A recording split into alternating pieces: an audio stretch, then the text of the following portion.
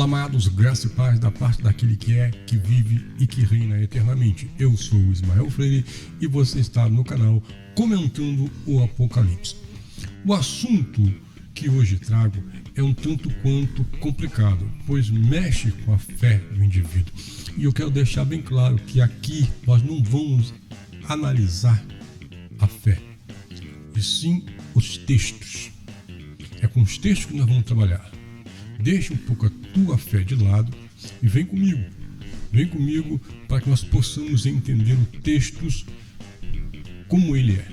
Vou tentar ser o mais didático possível para elucidar o seu conhecimento. Peço, porém, que assista com muita atenção, com bastante atenção, deixando de fora todas as suas paixões e todas as suas razões. A tradição religiosa diz que quando Jesus voltar, haverá uma destruição sem igual nessa terra, ou seja, que ela será aniquilada. Essa terra que nós conhecemos deixará de existir. Parece um filme de terror, um filme de Steven Spielberg.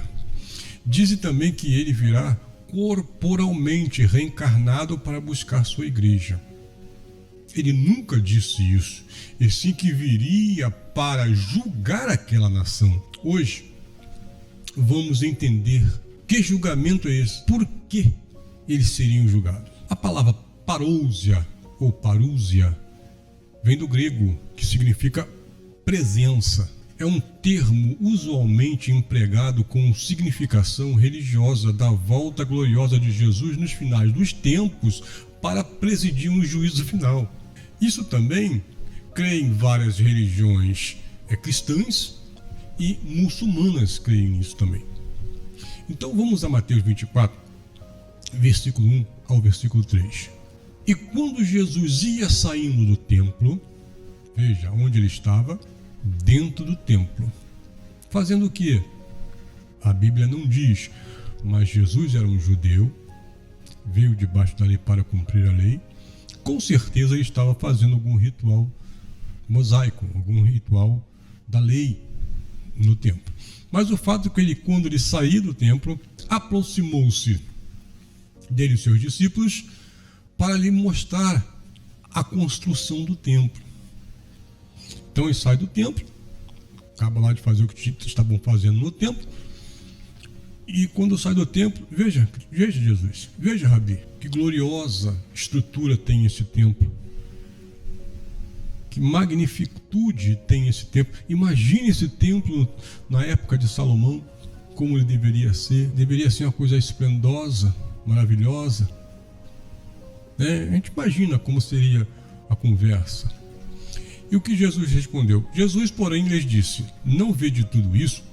Em verdade, vos digo que não ficará aqui pedra sobre pedra que não seja derrubada. Então Jesus responde: você está vendo tudo isso aí? Tudo isso vai cair. Tudo isso vai vir abaixo. Jesus então começa a profetizar a destruição do templo. Note que a conversa gira em torno do templo. Ela gira em torno, ao redor do templo. Jesus disse que ele não ficaria de pé, que o mesmo não ficaria de pé. Agora deixa eu te falar uma coisa para vocês, queridos. Para essa profecia ter validade nos dias de hoje, tem que haver um templo. E até hoje não há. Até hoje o templo ainda está em ruínas, caído. Então esse discurso de que Mateus 24 ainda vai acontecer, ou esse discurso de que Mateus 24 até o versículo 3 é uma coisa, o versículo 4 em diante Jesus fala de outra coisa. O discurso aqui do Monte das Oliveiras aqui é um só. Jesus está falando de uma coisa só, desde o capítulo 1 até o final do capítulo 24, desde o versículo 1, né, até o final do capítulo 24, ele fala a mesma coisa. A destruição de Jerusalém, a destruição do templo, da queda do primeiro pacto e a eficácia, né, de uma vez por toda do segundo pacto. Continuando aqui, Estando assentado no Monte das Oliveiras, chegaram os seus discípulos, em particular, dizendo: diz-nos, quando serão essas coisas e que sinal haverá da tua vinda e do fim do mundo? Agora, veja, chega em particular Jesus e pergunta: Senhor, Rabi, diz pra gente, quando essas coisas vão acontecer? Dá-lhe um sinal. Mostre-nos um sinal quando essas coisas vão acontecer. E quando será? E quando haverá, né, a tua vinda e do fim do mundo? Depois os discípulos o indagaram a saber sobre o sinal do fim do mundo. Só que nós temos um problema aí, meu querido. A expressão fim do mundo tem por significado aion no grego. Aion. Foi traduzida por Ferreira de Almeida como fim dos tempos, né? Fim do mundo. Essa palavra aion é um termo utilizado para designar um período de tempo. Então essa palavra aion que diz aí é usada para designar um período de tempo, ou uma era, ou uma geração. A palavra se originou a partir do grego. Aion pode ser traduzido também por tempo de vida, força vital, geração ou uma era. Então, existem 3 expressões para fim do mundo que, quando aparece na Bíblia, Ferreira de Almeida, quando aparece nos originais, Ferreira de Almeida traduziu para mundo, que são cosmos, que é toda a criação de Deus, aion, que é uma geração, um curto período de tempo, ecumene, que é o mundo habitado, é a habitação. Então, esses 3, cosmos, aion e ecumene, quando aparecem no grego, todos eles são traduzidos como fim do mundo, mas não é. Se nós escolhêssemos, por exemplo, na hora da tradução, escolhêssemos cosmos, como ficaria o texto?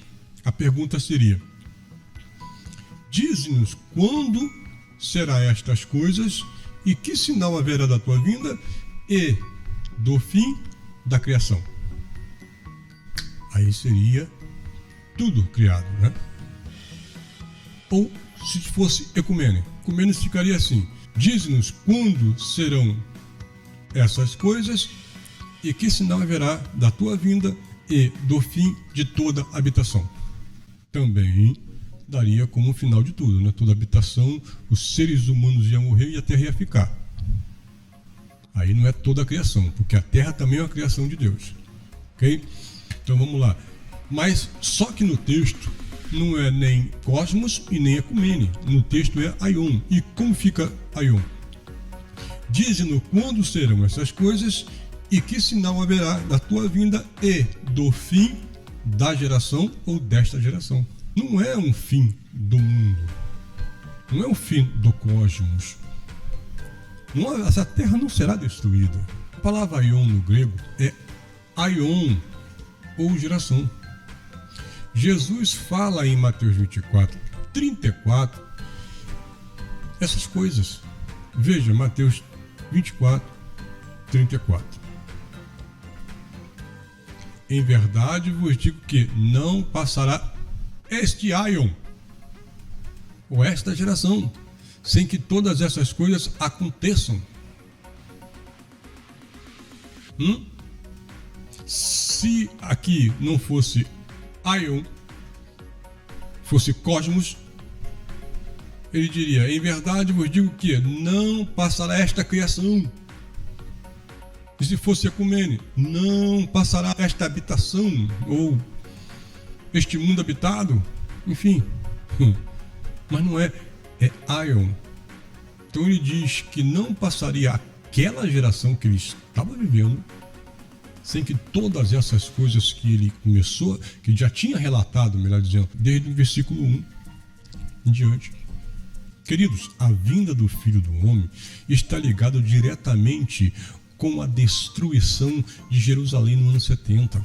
Jesus chama este dia de dias de vingança, para que se cumpra tudo que está escrito Lucas 21, 22. Porque dias de vingança são estes, para que se cumpra todas as coisas que estão escritas, tudo que estava escrito a respeito deste dia, pelos profetas, nas Escrituras. Jesus falou que esse seria o dia de se cumprir todas essas coisas. Tudo. Mas por quê? Que vingança seria essa? Por que haveria essa vingança? Em Lucas 11, do 49 ao 51, diz o seguinte: por isso, diz também a sabedoria de Deus: profeta e apóstolos lhe mandarei, e eles matarão uns e perseguirão outros, para que desta geração, isso Jesus falando, para que desta geração, deste aion, seja requerido o sangue de todos os profetas que desde a fundação do mundo foi derramado, desde o sangue de Abel até o sangue de Zacarias, que foi morto entre o altar e o templo. Assim, vos digo, será requerido de novo desta geração. Irmãos, isso é muito claro. É só mesmo que quem não quer deixar a religiosidade de lado, só que aquela pessoa mesmo que não quer largar a religião, que não quer largar, sabe, nascido dentro do cativeiro. É como aquela história do passarinho que nasce preso. Quando você solta, ele não aceita ficar livre, ele quer voltar para a gaiola.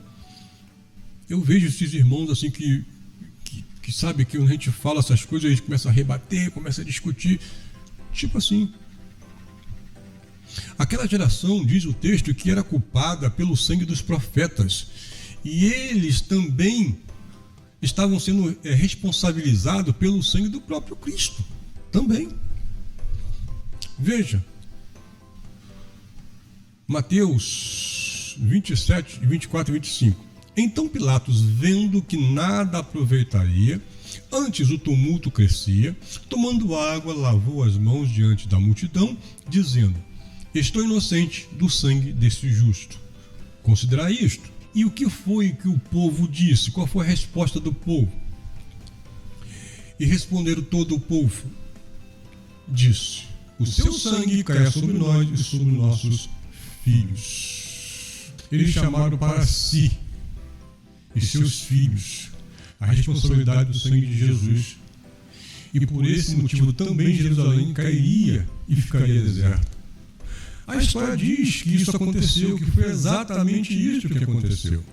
Queridos, era Jerusalém que matava os profetas, não era Roma. Muito pelo contrário, Roma queria governar em paz. Por isso que eles fizeram um acordo com os sacerdotes. Existia um acordo de paz que foi feito lá com Herodes, o Grande. Por quê? Porque eles queriam governar em paz, eles não queriam tumulto. Então, não era Roma que matava os profetas, e sim os próprios judeus. Quando nós falamos, queridos, que a volta do Filho do Homem, que esse evento já se realizou no ano 70, eu entendo que muitos se sintam perturbados, dizem que isso é absurdo, porque eu sei que a esperança dessas pessoas é verem Jesus carnalmente cavalgando numa nuvem, carnalmente sentado com os anjos em volta, descendo, visível e não espiritual. Eu tenho já 2 vídeos, nós estamos começando no canal agora, mas eu já tenho 2 vídeos aí anteriormente, que é esse que vem com as nuvens, para você entender essa questão. Quando ele fala em Apocalipse 1:17 que ele veria sobre as nuvens, temos outros que é todo olho verá. Aconselho a você também a assistir esses 2 para aumentar o seu entendimento a respeito disso. Baseando-me nas próprias palavras de Jesus, eu me baseio nas próprias palavras de Jesus. Baseando-me nas suas próprias palavras, eu afirmo: a vinda do Filho do Homem é um evento consumado, já aconteceu. Mas como você me diz isso, meu irmão? Como você prova isso? Vou te provar. Jesus disse que João ficaria vivo até que ele volte. Até que ele voltasse. João 21, 18, Jesus fala. Essa conversa que Jesus vai ser com Pedro. Jesus está tendo uma conversa com Pedro. Vamos entender o que está acontecendo.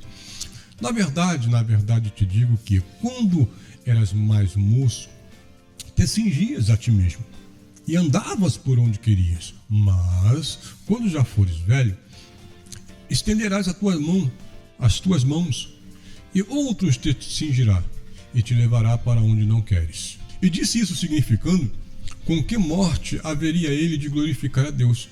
E dito isso, disse-lhe, segue-me.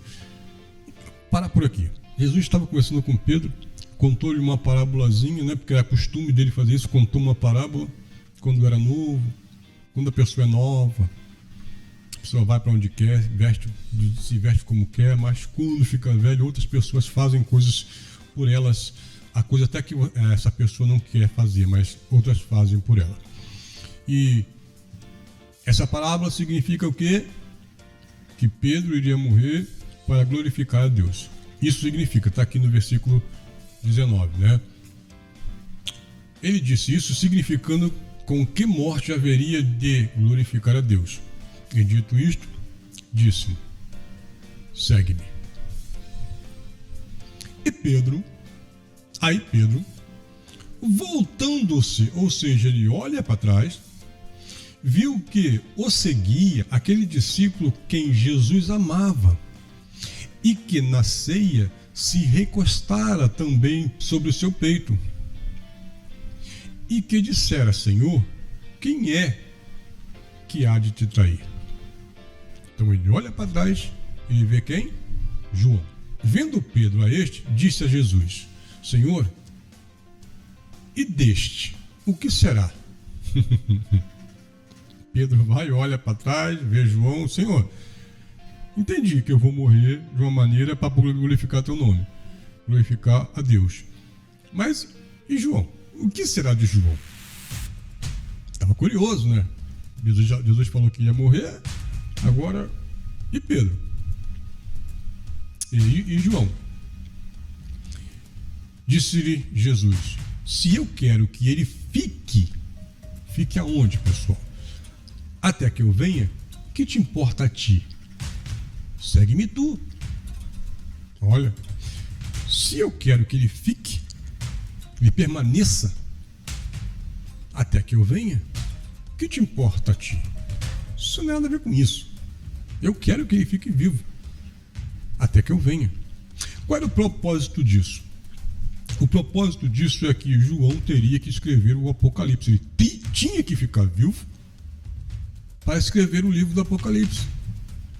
Que João escreveria minuciosamente os acontecimentos para aquela época, baseado nas palavras de Jesus, baseado também em Daniel. Que eu já falei e repito, todos os judeus que entendiam a Torá e os profetas, que liam, estudavam a Torá e os profetas, eles sabiam que o tempo estava próximo, pela contagem, pelo todo o cronograma que Daniel deu. Em Daniel 9, mostrou tudo certinho. Olha, 62 semanas vai acontecer isso, tá? Na 79 acontece isso, depois de uma semana vai acontecer isso, então virá o fim, uma grande inundação, uma devastação, e Jerusalém será destruída. Está lá em Daniel 9. Então todos os judeus tinham isso também, então sabia, Jesus sabia disso, né? Ele não sabia o dia exato e nem a hora exata, mas o tempo ele sabia.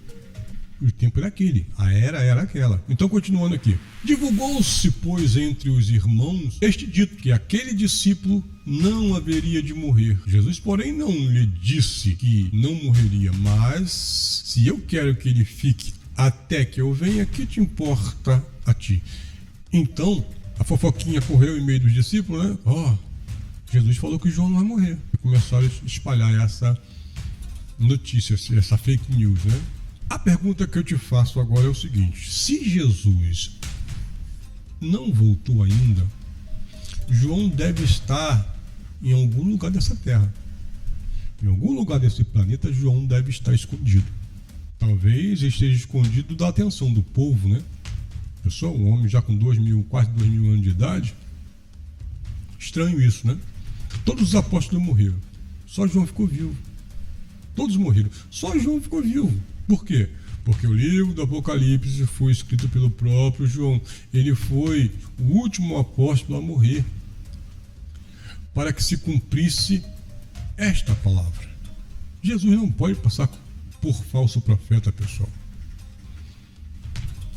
Todo o livro do Apocalipse ele foi escrito antes do ano 70. Sendo assim, antes da destruição de Jerusalém. Deixa eu dizer uma coisa para vocês, queridos.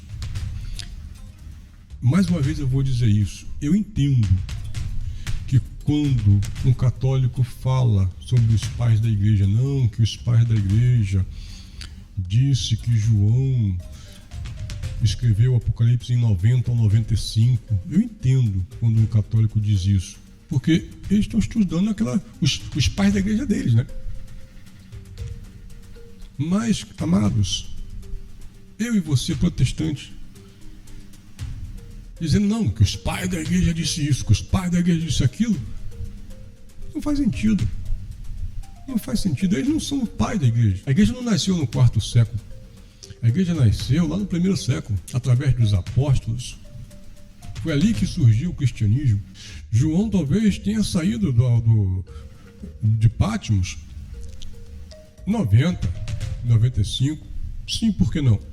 Morreu no ano 100. Aqueles apostolados de Jesus, que veio de Jesus, acabou ali no João no ano 100. Então vamos voltar para cá, o raciocínio. Continuando com as provas de que Jesus já voltou.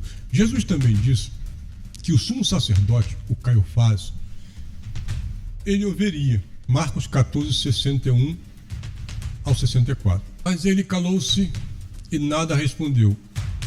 O sumo sacerdote lhe tornou a perguntar e disse-lhe: És tu o Cristo, filho do Deus bendito? E Jesus disse: Eu o sou. E vereis, Caiafás, você e todos que estão aqui neste interrogatório, neste julgamento, vocês verão o Filho do Homem assentado à direita do poder de Deus, à destra de Deus, à direita de Deus. A destra e a direita significa poder, tá? Então está aqui, à direita de Deus, e vindo sobre as nuvens do céu. Meu Deus, cadê Caiafás? Aonde está Caiafás? Será que isso aqui é uma má interpretação? Será que eu estou fazendo uma má interpretação ou estou apenas lendo esse texto? Né? É um caso a se pensar. E o sumo sacerdote rasgou as suas vestes e disse: Para que necessitamos mais de testemunhas? Para quê? Ele já confessou. Vós ouviste a blasfêmia. Que vos parece? Todos o consideraram culpado de morte. Deixa eu explicar uma coisa para você. Por que ele disse que era blasfêmia? Porque vim nas nuvens do céu significa vingança sobre aquela nação. Quem poderia se vingar vindo nas nuvens do céu? Apenas Deus. Então, qual é a blasfêmia para os judeus? É o homem se colocar na posição de Deus. O homem dizer que é Deus, isso é uma blasfêmia para os judeus. Então, quando Jesus disse: olha, vocês verão o Filho do Homem vindo das nuvens, com o poder de Deus, à direita de Deus, vindo para julgar vocês todos verão. Então, para isso, como uma blasfêmia, e deram o veredito de morte para Jesus. O sumo sacerdote está vivo até hoje. Queridos, não tem como criar interpretação a esse respeito. O máximo que se consegue serão especulações. Está escrito e pronto, está aí. É difícil de aceitar. Eu entendo, porque foi feito o quê? Um marketing religioso muito profundo nas mentes dos eleitos. Anos e anos, décadas e décadas, criando um véu, obstruindo o conhecimento. Este véu obstrui o conhecimento. Ele também disse para quem estava ali ao seu redor, para que eles fugissem da perseguição que haveria em Jerusalém, porque a sua vinda seria rápida. Mateus 10, 23. Quando vos perseguirem nesta cidade, na Judéia onde estavam, fugi para outra, porque em verdade vos digo que não acabareis de percorrer as cidades de Jerusalém sem que venha o Filho do Homem. Vou continuar com a mesma pergunta. Que cidades estariam correndo até que Jesus voltasse? A cidade de Israel, a cidade de Jerusalém lá. Será que tem judeus correndo até o dia de hoje? As cidades de Israel? Obviamente que não. Para muitos isso é loucura. É verdade, o evangelho é loucura. Mas é loucura do ponto de vista da religião tradicional. Mas os textos estão aí para quem se interessa a estudá-los. Está aí. Ele também prometeu a alguns que lhe ouviam naquela ocasião que não morreria, que não experimentaria, que não provaria a morte antes da sua volta, antes da sua vinda.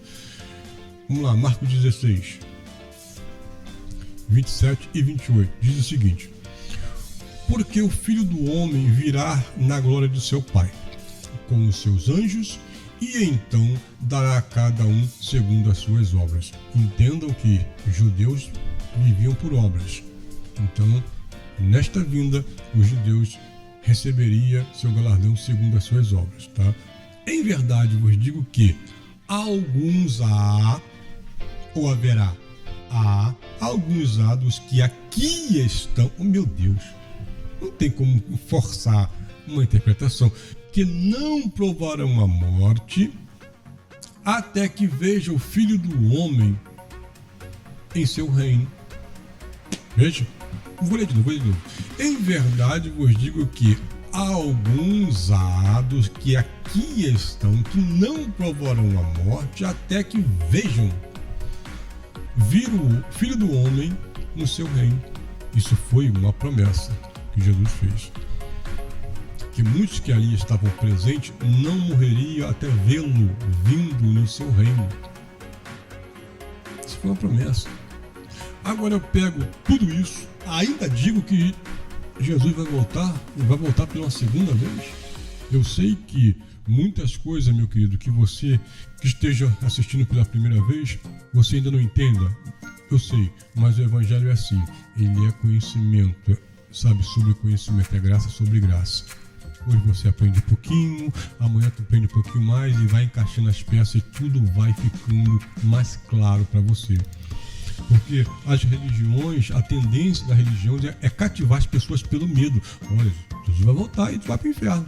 Aqui nós propomos a estudar sobre essas questões do ponto de vista pactual, do ponto de vista da aliança, da nova aliança, melhor dizendo, porque né, a antiga caiu. Todo Apocalipse ele é uma teologia pactual, é uma teologia de aliança. Eu espero ter ajudado os que se interessam pelo assunto, sem dogmas, sem religiosidade. Espero te ver no próximo vídeo. Graças a Deus.